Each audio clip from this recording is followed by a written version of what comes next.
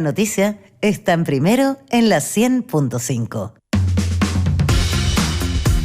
Bueno, son las 7:36, estamos de regreso. Estábamos hablando al comienzo de algunos datos económicos, decíamos una buena, una mala, lo de Economist, lo que había aparecido ayer del IPOM, las proyecciones, lo que va a crecer el país durante la administración de Gabriel Boric, entre otras cosas.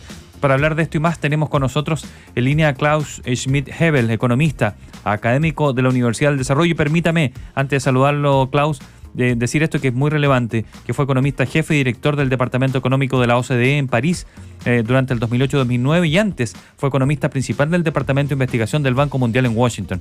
¿Cómo está, Klaus? Muy buenos días. Claudia Álamo, Gerardo Gómez, les saludamos. Muy buenos días, estimada Claudia. ¿Qué tal, Gerardo? Es un gusto estar con ustedes nuevamente. Para nosotros un gustazo y un honor. Partamos quizás por una mirada más general. En estos días hemos visto IPOM, hemos visto, ¿no es cierto?, el Banco Central jugando un rol importante. También algunas advertencias que ha hecho Vittorio Corvo respecto al crecimiento el próximo año. ¿Cómo está viendo usted el panorama general? Y esto fundamentalmente, ¿no es cierto?, muchos decían que post plebiscito se podía despejar la incertidumbre que el país venía trayendo. ¿Está de acuerdo con eso? ¿Tenemos menos incertidumbre hoy día? ¿Se podría hacer proyecciones económicas más claras o el clima político sigue influyendo? Creo que no tenemos menor incertidumbre. Este es un país castigado por la incertidumbre que afecta a todas nuestras decisiones. Afecta más allá de las altas tasas de interés, por ejemplo, si nos encaretamos con un crédito para comprar una casa. Afecta, por supuesto, a la inversión de las pymes, a la inversión de las medianas y grandes empresas, porque además esta incertidumbre es global, se refiere a todas las variables, a las políticas, porque ciertamente el resultado, por lo más esperable y anticipado por las encuestas de este domingo, tampoco despeja las incertidumbres constitucionales futuras. Pero en lo político, en materia de las grandes reformas emblemáticas que intentó hacer y por suerte fracasó hasta ahora el ministro Marcel, en materia de crecimiento, básicamente nuestra economía está estancada en los últimos 24 meses, entre diciembre del año 22 y este diciembre del año 24, crecemos algo muy cercano a cero. Y si pensamos en crecimiento per cápita por habitante chileno, el crecimiento es negativo en los últimos 24 meses. Klaus, ¿por qué Chile no crece? Tiene varias razones, pero primero la razón que va mucho más allá de este gobierno. Nosotros desde fines de los 90, del año 2000 para redondear hasta la fecha, el crecimiento anual de tendencia, el promedio, es cada vez más bajo. Empezamos en un 5% de crecimiento del PIB en torno al año 2000 y estamos hoy día en torno a un 1,5% en tendencia. Ese es un factor. Detrás de eso, ¿qué hay? Hay reformas mal hechas y hay reformas no hechas. No se ha hecho una reforma pro crecimiento interesante y fuerte y con efectos grandes en los últimos 4 gobiernos. No ha habido eso. Por distintos motivos, políticos, falta de convicción, que sea. A eso se agrega, por supuesto, la gestión económica de este gobierno, que ha sido muy mala porque el gobierno ha intentado hacer reformas el año pasado, tributaria, de previsional, que independientemente de lo que buscaba el gobierno con esas reformas, eventualmente, ¿no es cierto?, recaudar más en la tributaria, transformar el sistema de pensiones en un sistema básicamente de reparto, independiente del objetivo que perseguía con eso el gobierno. El efecto de eso no solo es mayor incertidumbre, sino que es paralizar la inversión. Y por tanto, porque ambas reformas iban a ser muy malas, número uno, para la rentabilidad esperada de los proyectos de futura inversión, la tributaria, y segundo, para el financiamiento, para los créditos, porque transformar el sistema de mixto que tenemos hoy día, con un gran pilar estatal, más un pilar aún más grande de cuentas individuales, ¿no es cierto?, en un sistema de reparto hubiese implicado una reducción adicional del sistema financiero y bancario del país. Hablamos esta mañana en Primera Pauta con el economista Klaus Schmidt-Hebel, economista académico también de la Universidad del Desarrollo. Antes de entrar a la previsional, Klaus, que es sumamente importante, pues se ha repuesto, ¿no es cierto?, esta semana en la discusión, quería preguntarle lo siguiente. El presidente Gabriel Boric en su discurso post-plebiscito dijo que venía un mejor año, un mejor 2024. Vittorio Corvo ha dicho que la verdad es que dice él que el próximo año va a ser muy difícil crecer más del 2%. Entonces, poniéndonos en esa angustia de los chilenos y chilenos de sectores medios, ¿no?, que se desloman en el día a día y que quieren saber, bueno, cómo viene el próximo año, cuánto pueden endeudarse, cuánto no. ¿Usted diría que el próximo año viene un poquitito mejor? ¿Su proyección es más positiva o usted tiene el temor de que sigamos aquí en este congelamiento de la economía nacional? Mire, levemente mejor, porque este año el crecimiento, según el Banco Central, proyectado hace 48 horas, ¿no es cierto? Sí. El crecimiento sería el próximo año en torno a 1,75%, y este año, en cambio, el crecimiento es cero, según el Banco Central. Me temo que este año va a ser un poquito más negativo ambas cifras.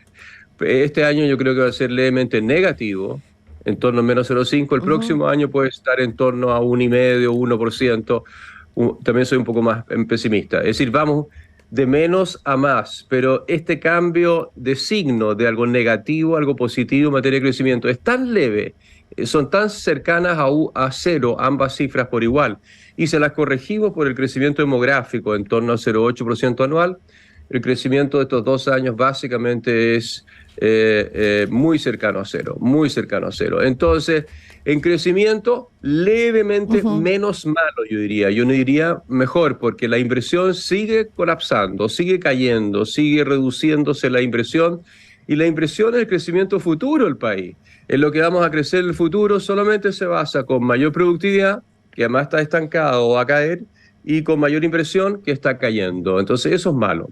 ¿Dónde hay una luz mayor? En la inflación. En la inflación, por un buen trabajo que hizo el Banco Central, como ha sido destacado internacionalmente y en Chile, fueron los primeros bancos centrales del mundo que subió la tasa frente al shock inflacionario del 2022.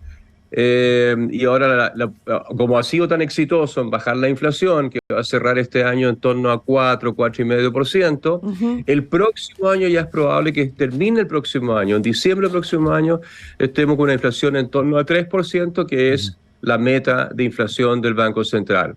Aplausos por el Banco Central y por su éxito, y eso también subraya una cosa muy, muy importante de la actual Constitución y de la que se había propuesto también, que es la autonomía del Banco Central. El Banco Central tiene que seguir siendo autónomo, porque el mayor castigo que puede tener un país, si veamos Argentina nomás, para la población, para los sectores, especialmente los sectores trabajadores, los sectores medios, los sectores vulnerables, es la inflación.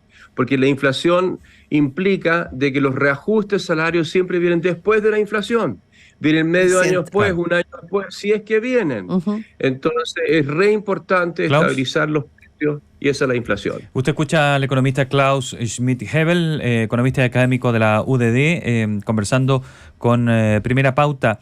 Ayer, bueno, usted hizo una columna que hablaba de los incendios, pero se refería también simbólicamente que Chile estaba en llamas por la economía, por la pobreza, por la seguridad. Me quiero colgar de eso porque cuando se conoció este dato de la OCDE, que Chile estaba en el top 10 de las economías 2023, eso mismo se vio ensuciado por este debate político tan polarizado que existe. ¿Ven que Chile estaba bien en la economía y algunos estaban augurando que teníamos una mala economía, un mal momento, y otros decían, oye, pero si acaba de aparecer que vamos a tener crecimiento nulo este año? Entonces, esa dicotomía, ¿cómo la pueden entender nuestros auditores, Klaus? Perfecto. Acá no hay ninguna polarización ideológica o política respecto a lo que el Economist hizo. El Economist es el semanario más importante y más serio del mundo, en materia económica, financiera, también política y también cultural y ambiental. Es la mejor revista del mundo. Yo estoy suscrito y la leo en tiempo real, la leo en su versión electrónica mañana y noche, todos los días. Una vez al año, el Economist saca esta clasificación de las economías que son miembros de la OCDE, alrededor de 38 miembros hoy en día. La estadística que el Economist arrojó fueron 35 economías miembros de la OCDE, organización como usted se raya, Gerardo, yo conozco muy bien porque fui economista jefe de la OCDE. Claro. Y lo que hace es casi como un chiste, no es no es muy en serio esta comparación. ¿Por qué? Porque toma en forma arbitraria, ¿no es cierto?, dos indicadores, que es el crecimiento y el cambio en la inflación respecto de un año antes. Y además lo hace sobre un periodo que en este caso particular también es arbitrario, porque es el cuarto trimestre del 2022 con el tercer trimestre del 2023, en el cual Chile creció algo, creció 0,5 entre esos dos trimestres, 0,5, que no se condice con el 0 que vamos a crecer en todo este año 2024, de acuerdo al Banco Central, o el menos 0,3, menos 0,5 que creo yo que vamos a crecer este año, un poquito más pesimista que el Banco Central. Entonces, es por un periodo arbitrario, son indicadores arbitrarios. En realidad, lo único que dice que Chile esté en séptimo lugar, esas 35 economías, es que lo ha hecho muy bien en inflación. Y nuevamente, esos son aplausos para el Banco Central. Bien. Pero en materia de creación de empleo, en creación de nuevas empresas, en inversión, este es un año podrido de malo. No obstante, esos dos periodos muy puntuales o esos dos puntos muy puntuales en los últimos 12 meses que eligió el Economist, simplemente porque había datos solamente hasta el tercer trimestre, todavía no hay datos hasta el cuarto. Sí. Klaus Schmidt-Hebel, me llama la atención lo siguiente, porque yo lo vengo siguiendo hace rato, alguna vez lo entrevisté, hablamos una muy interesante entrevista sobre felicidad y el efecto sobre la economía. Pero me llama la atención su crítica en torno al ministro Mario Marcel, porque hasta antes que asumiera como ministro de Hacienda, o cuando llegó como ministro de Hacienda, fue muy aplaudido transversalmente en la sociedad, en el mundo empresarial, por los economistas, como una figura seria, disciplinada, que daba certezas respecto de un gobierno que llegaba, ¿no es cierto?, con una nueva generación. Pero usted ha sido muy crítico del manejo que ha hecho Mario Marcel y me llama la atención, ¿usted considera que él no lo ha hecho bien, que él ha cedido demasiado, para entender un poquitito de dónde arranca esa crítica? Déjeme repetir, estimada Claudia, lo que yo dije cuando fue entrevistado por el Mercurio, cuando en ese momento futuro presidente Boric anunció de que Mario Marcel iba a ser su ministro de Hacienda. Yo dije públicamente, y creo lo mismo, que Mario Marcel era el mejor candidato para ministro de Hacienda para este gobierno de entre todos los economistas de izquierda del país. Su carrera profesional fuera de Chile, muy grande y muy respetable, y dentro de Chile, con la experiencia que ha tenido el Banco Central como magnífico presidente, como magnífico director de presupuesto durante la gestión de presidente Lago. Lo hizo todo bien, lo hizo realmente todo bien. Yo fui muy cercano a él también en varios de los proyectos en los cuales ambos estuvimos embarcados. Por ejemplo, el informe de la Comisión Corvo que hicimos por encargo de Felipe Larraín con otros colegas más en 2010-2011. Y trabajamos muy bien. Incluso le diría, las mayores coincidencias dentro de ese grupo de 5 o 6 economistas las teníamos Mario Marcel y yo. ¿Y qué pasó? En materia de cómo construir institucionalidad fiscal. ¿Y qué pasó? Ahora, ¿qué pasó? No lo sé. Francamente, no lo sé lo que pasó. Pero usted dice que Mario Marcel se izquierdizó. ¿Usted diría que él se izquierdizó? ¿Que Mario Marcel se izquierdizó?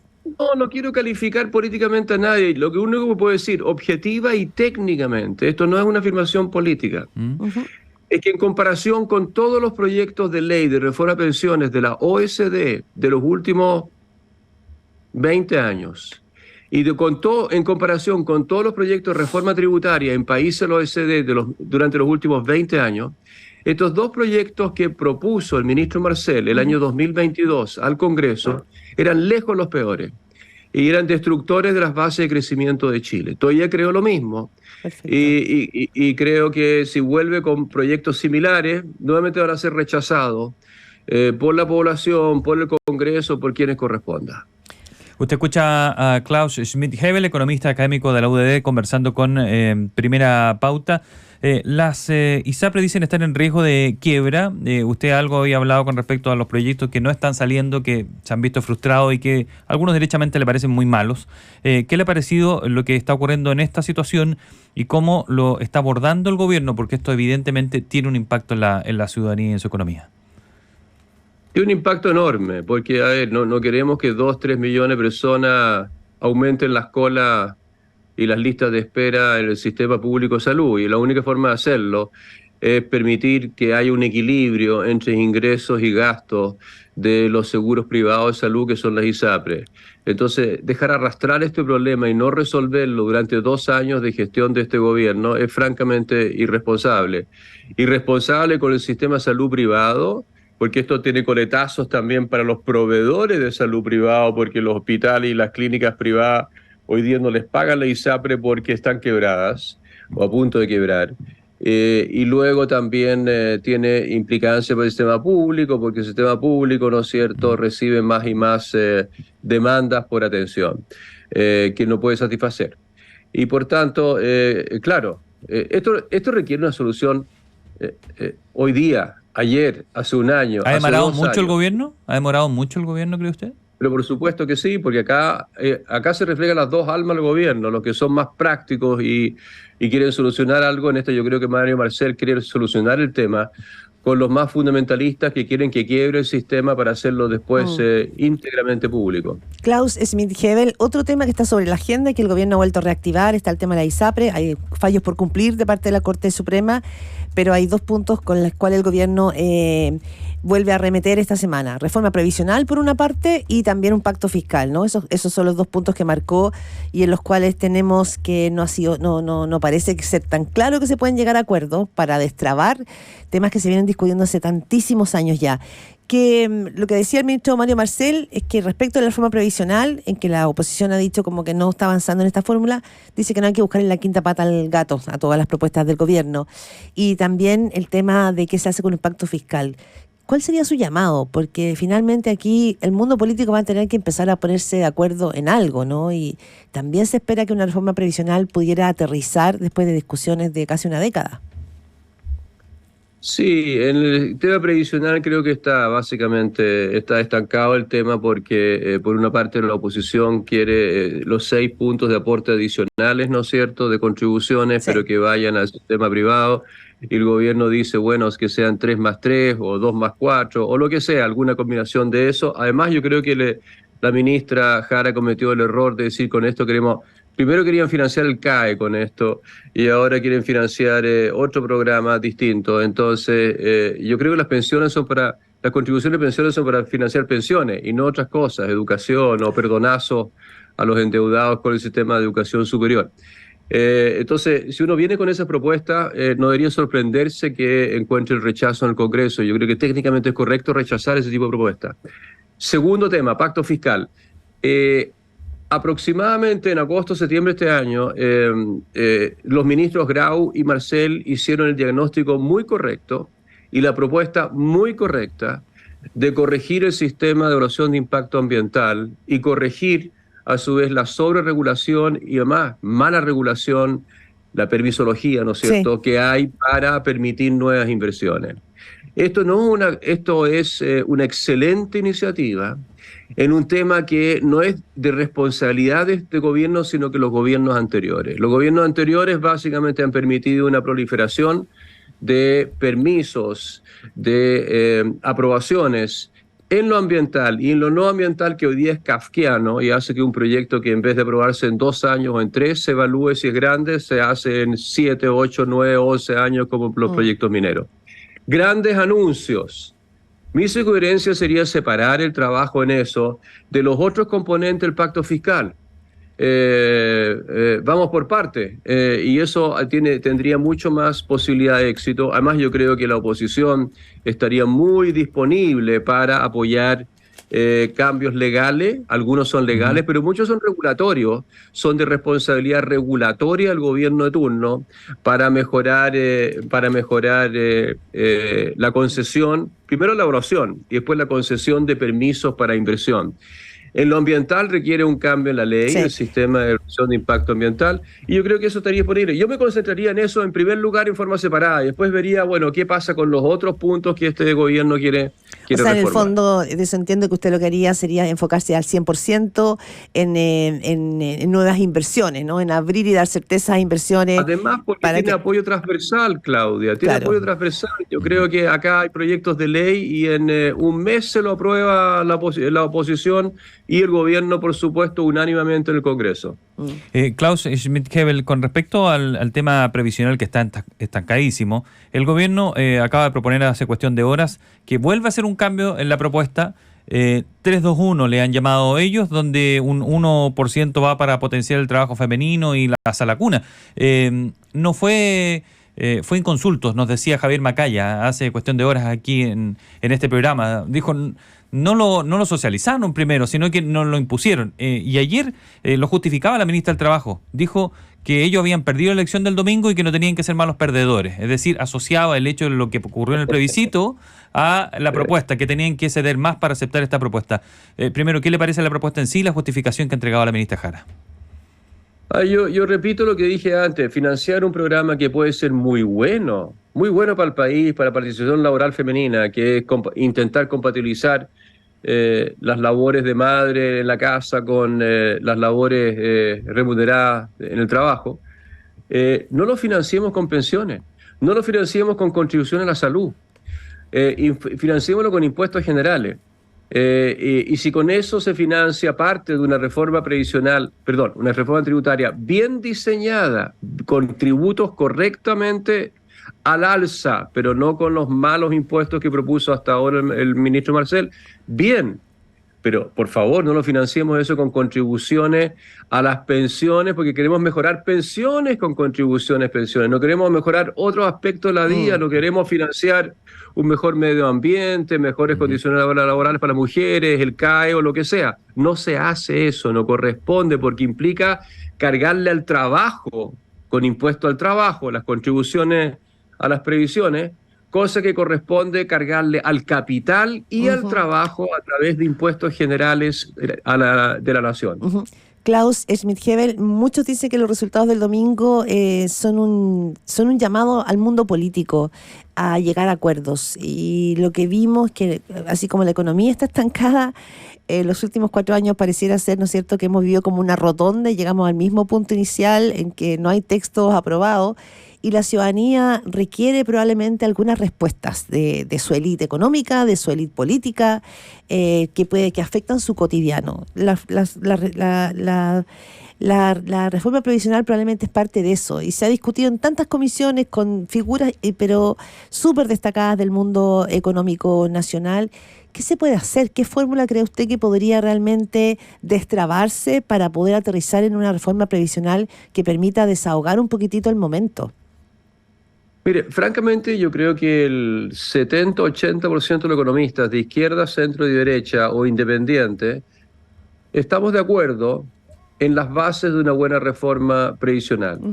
Desde las propuestas de la comisión Marcel, que hizo otro magnífico trabajo que hizo Mario el pasado, fue liderar la comisión que nombró la ministra Bachelet en el año 2006, 17 años atrás, hasta las otras comisiones que se han armado. La gran mayoría, no todas, pero la gran mayoría de las propuestas que han salido de esas son propuestas correctas. Políticamente difícil alguna, aumentar la edad de jubilación. Subir la tasa de contribución estaba en el informe de la comisión Marcel y no se hizo, no lo aprobó la presidenta Bachelet, pero era una propuesta del mismo Marcel cuando encabezaba la comisión 2006. Subir la tasa de contribución, en ese momento eran 3 puntos. Subir la tasa de contribución, proyecto de Rodrigo Valdés hace unos 5 años. Subir la tasa de contribución, proyecto Piñera hace unos 3 o 4 años atrás. Entonces, las cosas fundamentales están ahí: aumentar la jubilación, subir la tasa de contribución y tratar de generar incentivos suficientes para reducir las lagunas previsionales y aumentar la participación formal en el empleo formal, especialmente los sectores más vulnerables, darle incentivos para formalizarse las pymes informales. Entonces, con esas 3 medidas se arregla mucho. La PGU ya se subió a niveles altos, la pregunta es si subirlo un poquito más o menos. Yo creo que el diseño previo era mucho mejor, que era el subsidio previsional adicional que iba cayendo con el nivel de pensión autofinanciada del trabajador que se pensionaba, que se jubilaba. Entonces, yo creo que las medidas han sido propuestas hace, insisto, 17 años. Klaus Schmidt-Hebel, economista académico de la UDD, ha conversado con Primera Pauta. Le agradecemos su disposición a abordar todos estos temas de contingencia con nosotros. Ha sido muy amable. Un gusto, Klaus. Qué bueno escucharlo. Estar con usted. Para nosotros también. Claudia y Gerardo, ha sido un placer muy grande. Muchas gracias. Que esté muy bien. Muchas gracias, Klaus.